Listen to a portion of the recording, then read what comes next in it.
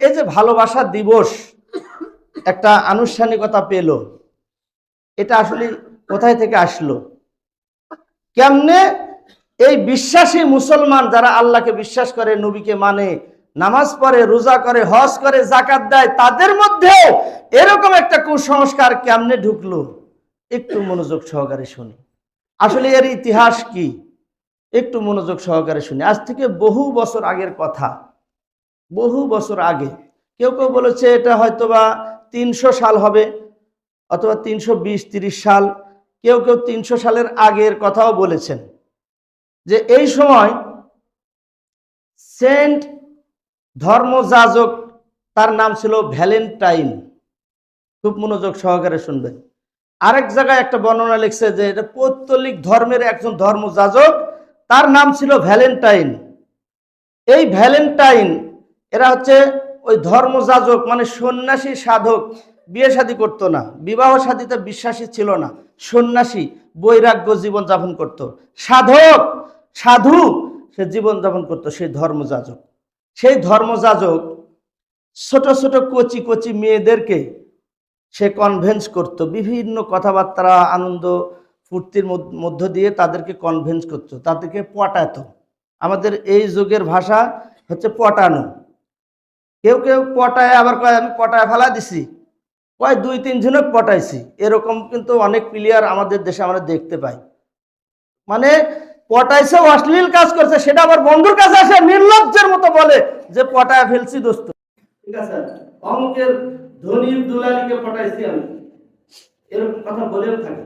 ওই যে ভ্যালেন্টাইন সাধক, সে এই নারীদেরকে পটাতো। এক পর্যায়ে সে বিছানায় নিয়ে যেত, তার সাথে সময় পাস করত। এইভাবে একটা দুটো না, অসংখ্য নারীকে সে পটায়া পটায়া নিয়ে যেত।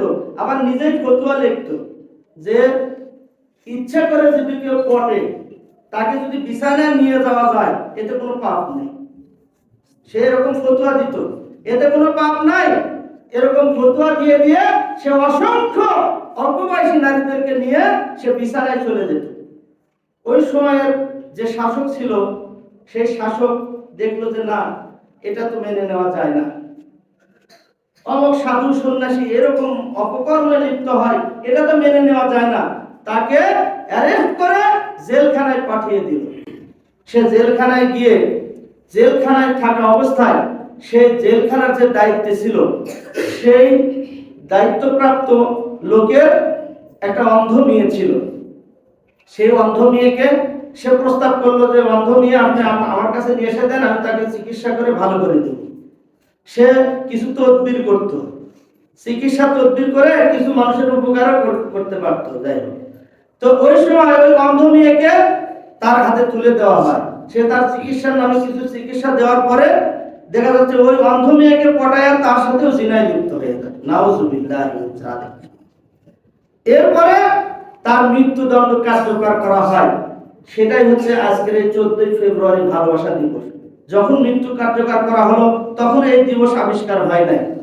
ওই যে প্রত্যেকটা ধর্মযাজক বলেন, ল্যাংটা পীর বলেন, অমুক পীর তমুক পীর যাই বলেন, সবারই দেখুন কিছু অন্ধ ভক্ত থাকে, দল কানালো।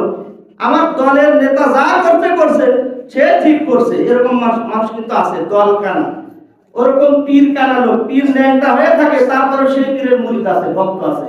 ওই সময় ওই ধর্মযাজকের একজন ভক্ত ছিল, সে আবার এক সময় ওই ব্রিটেনের, যেটা লন্ডন বলা হয়, সেখানকার ক্ষমতায় সে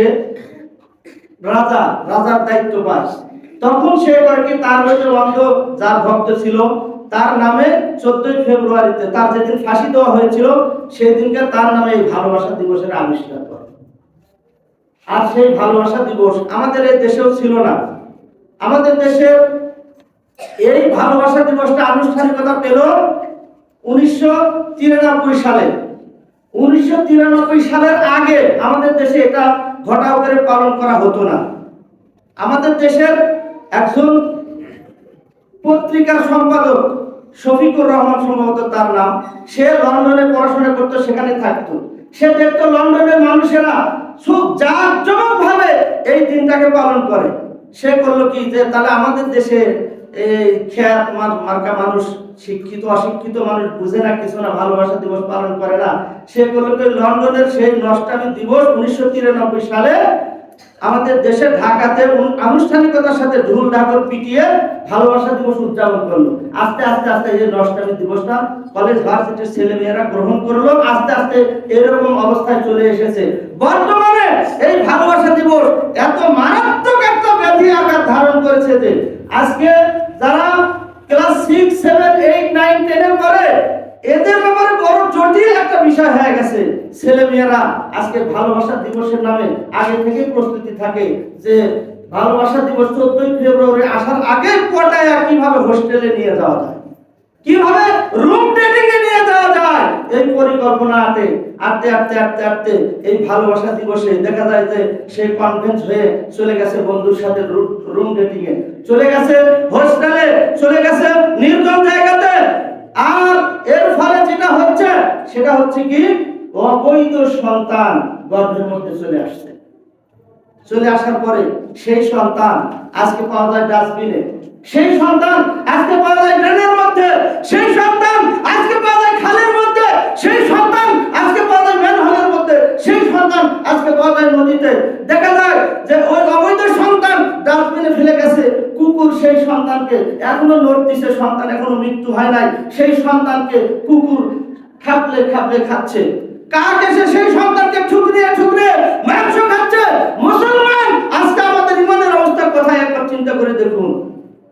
আজকে ভালোবাসা দিবসের নামে আজকে কোন জায়গায় গিয়ে আমরা দাঁড়িয়েছি একবার চিন্তা করে দেখুন। আয়ামি জাহেলিয়াতের সময় নারী সন্তানদেরকে জীবন্ত পুঁতে রাখা হতো, সেটা পার্সেন্টেজ কতটুকু ছিল? আর আজকে আয়ামি জাহেলিয়াতকেও ছেড়ে গেছে। আজকে শুধু কন্যা সন্তানকে নয়, পুরুষ সন্তানের জন্ম হয়েছে সেই সন্তানকেও নদীতে ফেলে দিয়েছে, সেই সন্তানকেও ডাস্টবিনে ফেলে দিয়েছে। মান সম্মান থাকতে হবে। হায় হায়, ইমান আজকে কোথায়? আজকে মানব সভ্যতা কোথায় গিয়ে দাঁড়াইছে? একটা কুকুর যদি একটা বাচ্চা জন্ম দেয় ওই বাচ্চার কাছেও যেতে দেয় না। একটা পাখি যদি তার সন্তান মাটিতে পড়ে যায় ওই আশেপাশে পাখি আহাজারি করতে থাকে, চিৎকার করতে থাকে।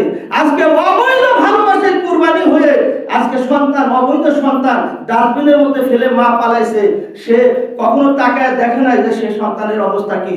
পশুপাখির চাইতেও এই মা বাপ আজকে নষ্ট পর্যায়ে চলে গেছে। ওই শিশু সন্তানের কি পাপ ছিল, তার কি অপরাধ ছিল? আল্লাহ নবী বলেছেন প্রত্যেকটা শিশু সন্তান ফিতরাতের উপর জন্মগ্রহণ করে। ও অবৈধ সম্পর্ক করেছেন আপনি। ওই সন্তান কি করেছিল? তাকে কোন ডাস্টবিনের মধ্যে ফেলে এসেছেন। হাসপাতালগুলোতে এরকম অবৈধ সন্তান অ্যাবর্শন করা হয়। খোঁজ নিয়ে দেখবেন 100 জনের মধ্যে প্রায় 80 জন অবিবাহিত সন্তান তারা নষ্ট করে দিয়ে আসতেছে। কলেজে পড়ে, স্কুলে পড়ে, ভার্সিটিতে পড়ে, এরকম সংখ্যা বেশি। ওরা কি আসমান থেকে উড়ে আসছে নাকি আপনারা আমাদের সন্তান? মেয়েকে হোস্টেলে একা একা রাখছেন, কোন জ্ঞানে আপনি রেখেছেন সেখানে? মাহরাম ছাড়া একটা মেয়ে কখনো বাইরে যেতে পারে না। আপনি একজন মুসলমান হয়ে আল্লাহর এত বড় হুকুমকে আপনি কিভাবে অবজ্ঞা করলেন? কিভাবে একটা নারীকে আপনি ওই দূর দেশে আপনি ঢাকাতে বিশ্ববিদ্যালয়ে মেসে থেকে পড়ে, সে কি করে না করে আপনি কি জানেন? কি দরকার ছিল আপনার এত বড় শিক্ষিত বানানো? সে কোন খাতের মূলে হচ্ছে এত বড় শিক্ষিত হয়ে? কোন কাজ সে উদ্ধার করেছে?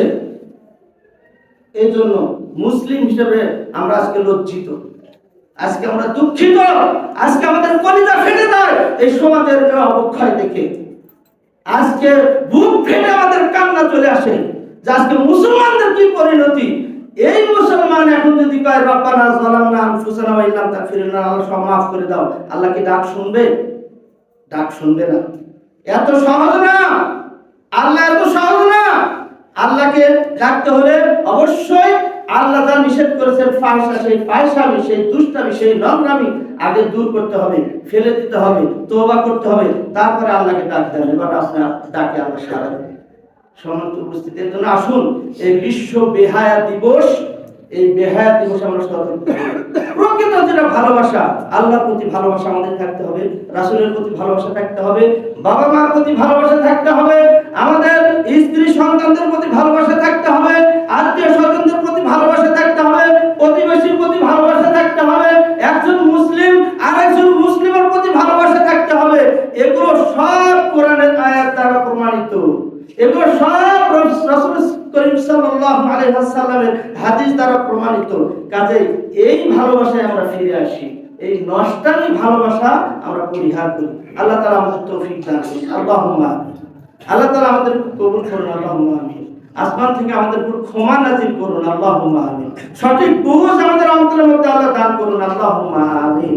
ওয়া আখির দাওয়ানা আনিল হামদুলিল্লাহি রাব্বিল আলামিন। আসসালামু আলাইকুম।